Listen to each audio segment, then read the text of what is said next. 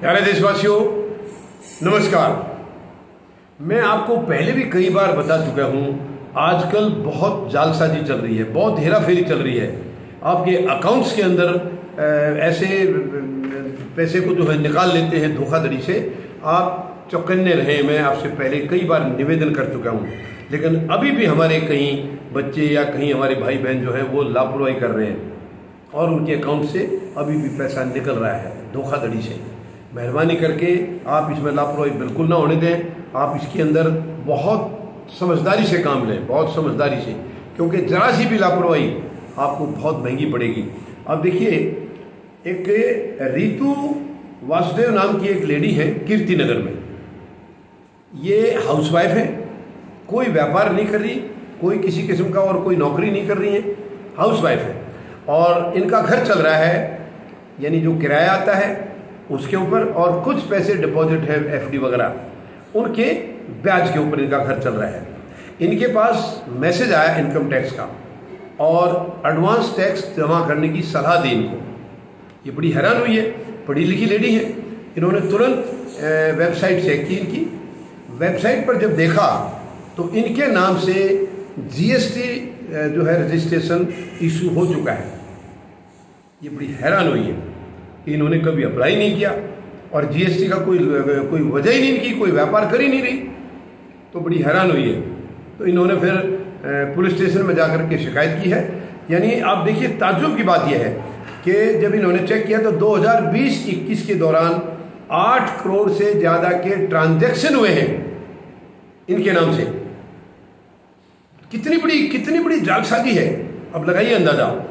इसके बाद इन्होंने कीर्ति नगर पुलिस स्टेशन में जाकर के एफआईआर दर्ज कराई है और उन्होंने ये मतलब उसके अंदर प्रूफ मिले हैं कि दस्तावेजों का गलत इस्तेमाल किया गया है और धोखाधड़ी का केस है ये। इसमें आर्थिक अपराध शाखा को ये केस दे दिया है।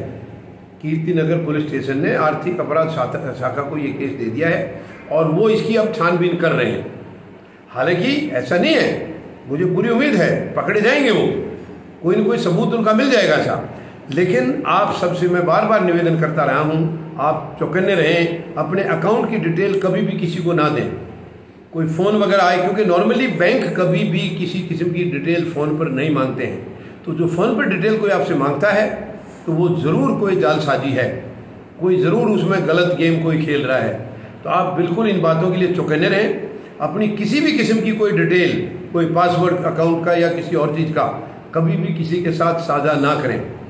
मोबाइल फ़ोन पर कभी भी कोई डिटेल साझा ना करें। आपके पास मैसेज भी आता है, कोई ऐसा उसमें लिंक वगैरह कोई दिया होता है, कृपया उस लिंक को बिल्कुल ना खोलें।